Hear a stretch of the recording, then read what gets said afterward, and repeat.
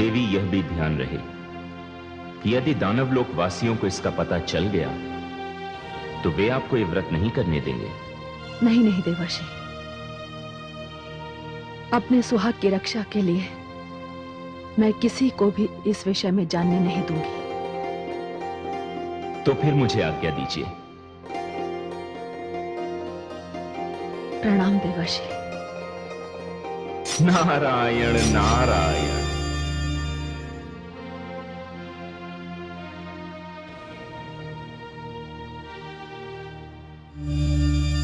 नारायण नारायण। कल्याणमस्तु। पिताश्री, आपने मेरा स्मरण किया, मेरे योग्य कार्य।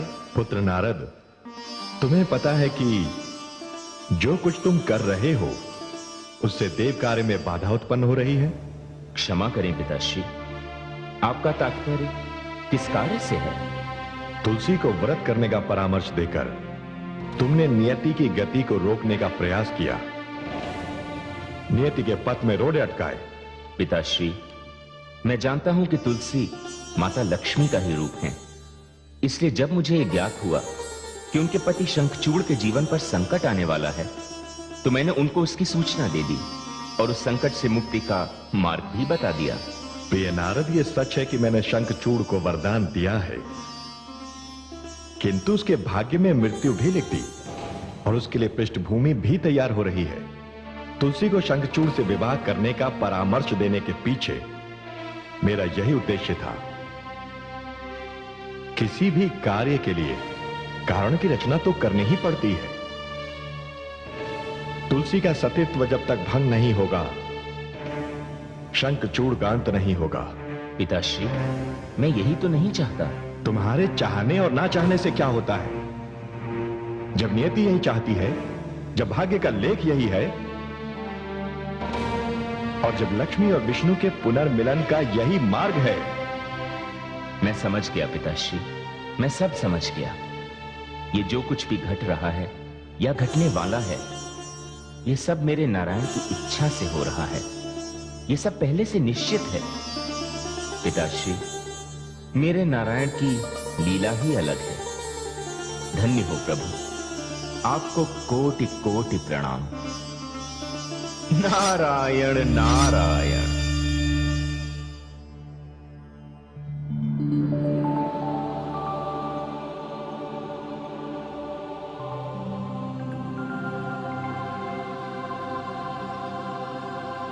हे देवी भुवनेश्वरी, ये समस्या तो उलझती ही जा रही है।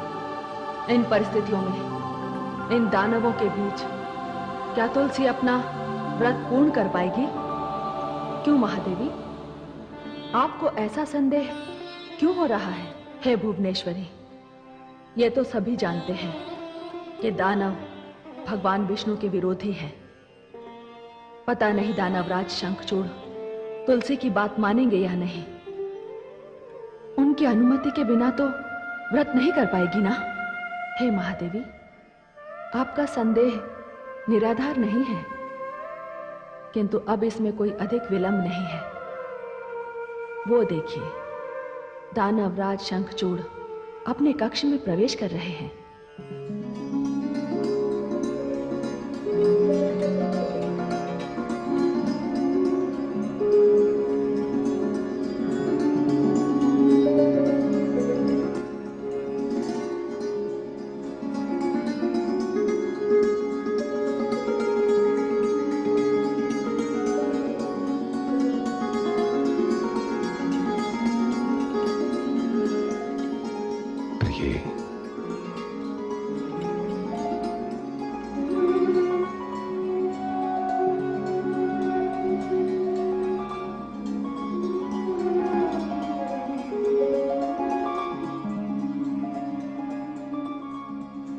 प्रिय तुलसी,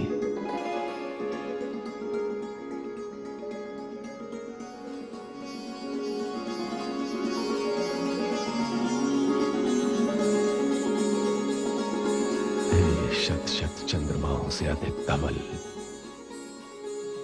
अधिक शीतल, हे मनमोहिनी, को प्रकृति रूपी कवि की सुंदर रचना कहूं या देवताओं के वेद की कोई ऋचा। बस बस।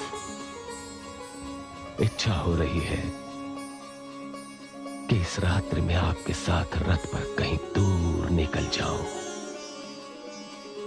जहां वन हो, कोई झरना हो, दुग्ध शीतल चांदनी हो, हम हो और एकांत हो। मैं चलूंगी स्वामी, आपकी आज्ञा सिर आंखों पर अवश्य चलूंगी, किंतु आपसे एक विनती है। कैसी विनती? मैं दानवलोक का महाराज हूं और आप दानवलोक के महाराज की हृदयेश्वरी हैं। विनती नहीं, आदेश दीजिए। स्वामी, मैंने आपको अमर करने के लिए एक व्रत करने का निर्णय लिया है।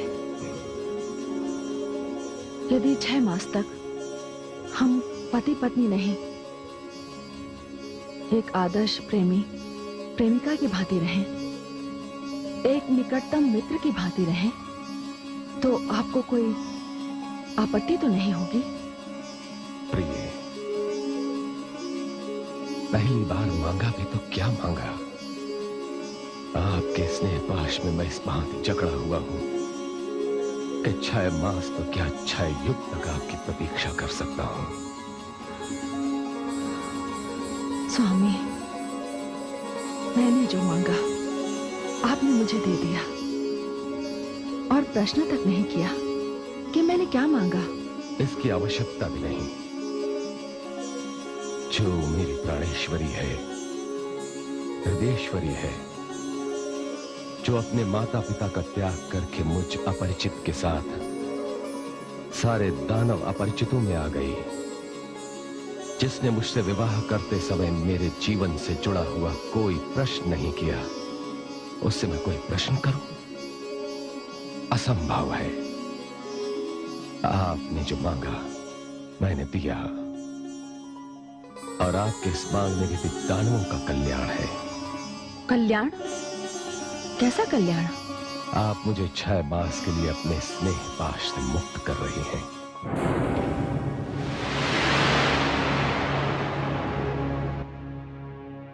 अब मैं इन्हीं 6 मासों के भीतर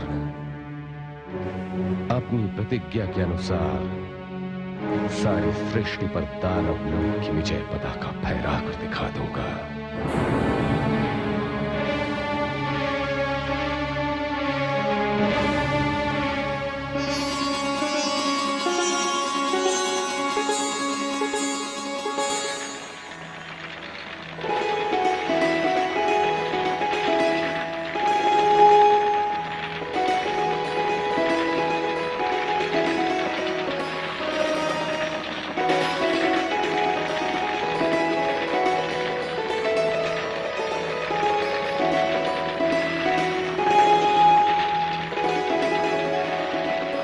प्रणाम गुरुदेव।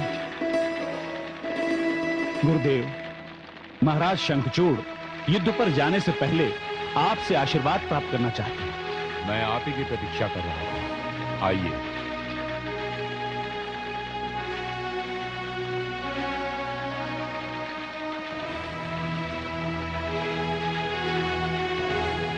यशस्वी भव, विजयी भव। विराजिए।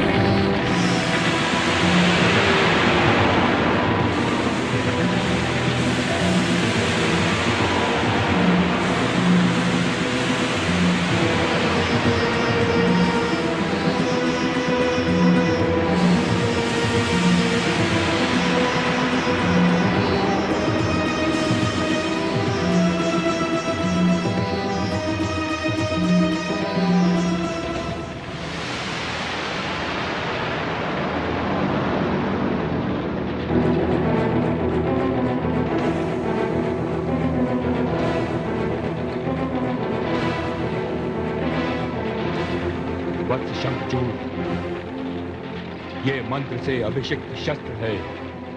इस शस्त्र के समक्ष देवताओं के सारे अस्त्र शस्त्र तेजहीन हो जाएंगे।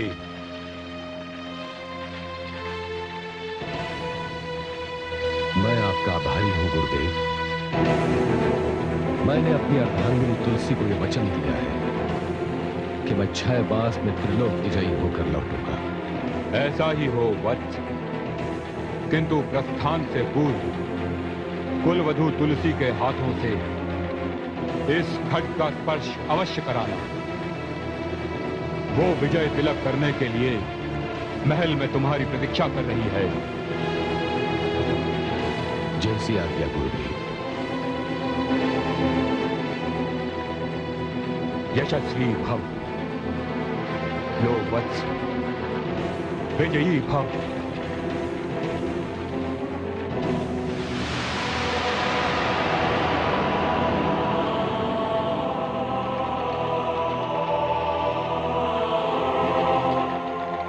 पिताश्री, अब 6 मास के पश्चात ही आपके दर्शन होंगे। पुत्र,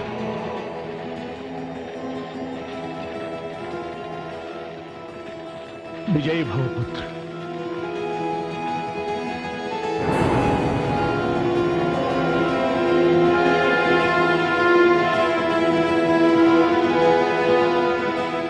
गुरुदेव, आपने मंत्रों द्वारा निर्मित खड्ग मेरे पुत्र को देकर मुझे निश्चिंत कर दिया। फिर भी मैं पिता हूं। मेरे मन में महाराज दम्भ, आप निश्चिंत रहिए। वत्स शंखचूड़ को वरदान है, जब तक उनकी पत्नी का सतीत्व भंग नहीं होता उसे कोई नहीं मार सकता। और संसार में कोई भी प्राणी, यक्ष, गंधर्व, दानव, देवता, कोई भी ऐसा नहीं है जो कुलवधू तुलसी के सतीत्व के तेज के आगे टिक सके।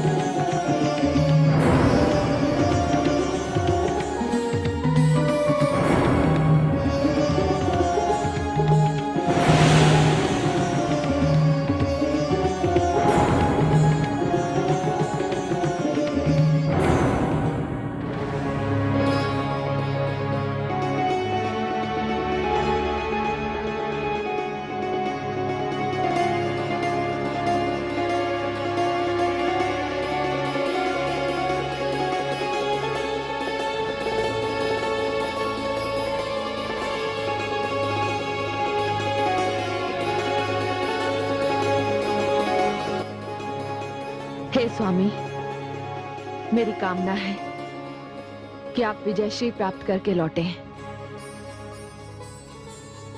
जब तक आप लौटेंगे नहीं, तब तक मैं अपने व्रत का पालन करती रहूंगी, आपके ध्यान में खोई रहूंगी। प्रिय, गुरुदेव का आदेश है कि आप इस खड्ग को स्पर्श करें। आपका स्पर्श इसमें विद्युत शक्ति भर देगा। जो आज्ञा स्वामी।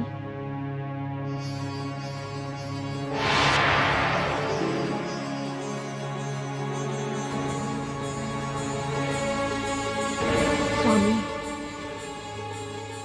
पूरे 6 मास तक मेरी दृष्टि द्वार पर लगी रहेगी। यहाँ केवल तुलसी का शरीर रहेगा। उसका मन, उसकी आत्मा, उसके प्राण तो आपके साथ जाएंगे। प्रिय, मैं भी तुम्हारी छवि नेत्रों में बसाकर तुम्हारे इस पावन तेजस्वी मुखमंडल को अपने हृदय में अंकित किए जा रहा हूं। विदा दो प्रिय। स्वामी, मैं अपने नेत्र बंद कर लेती हूँ। आप कृपया अपने कर्तव्य पालन को जाइए। आपकी यही स्मृति मेरे नैनों में बंद रहेगी।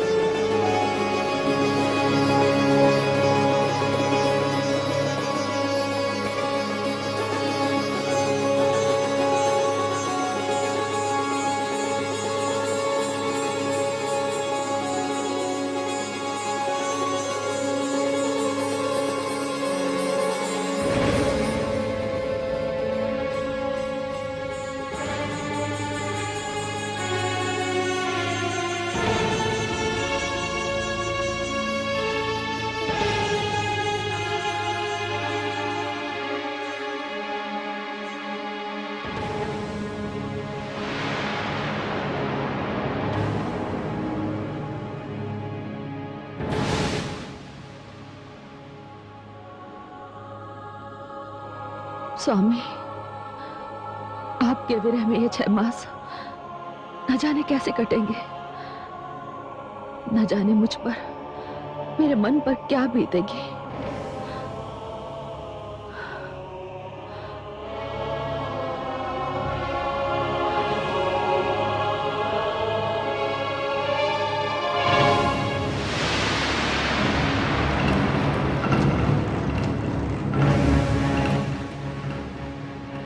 पुत्र शंखचूड़, कौन है आप देवी? मैं महाराज धर्मध्वज की पत्नी और तुलसी की मां हूं। आइए, स्वागत है आपका। मैं तुमसे एक निवेदन करने आई हूं। निवेदन नहीं, आदेश दीजिए। पुत्र, तुम अपने इस अभियान को रोक दो। ये आप क्या कह रही माताश्री? उस अभियान को रोक दूं जो मुझे त्रिलोक विजयी बनाएगा? उस अभियान को रोक दूं जिससे असुरों की विजय पताका तीनों लोकों पर फहराएगी, जिससे देवलोक मेरे अधीन होगा? पुत्र, अभी तो तुम्हारा विवाह हुआ है। मेरी पुत्री के हाथों की मेहंदी भी अभी तक नहीं सूखी है। ऐसे समय पर तुम अपने जीवन को क्यों संकट में डाल रहे हो? आप कदाचित नहीं जानती कि मुझे ब्रह्मा जी का वरदान है कि मुझे कोई नहीं मार सकता। तब तो तुम्हें अपनी शक्ति का रचनात्मक उपयोग करना चाहिए, जन कल्याण के लिए करना चाहिए। आप जो कहती हैं वो मनुष्यों के सोचने की सीमा है। असुरों का मार्ग इससे आगे है, बहुत आगे है। पुत्र,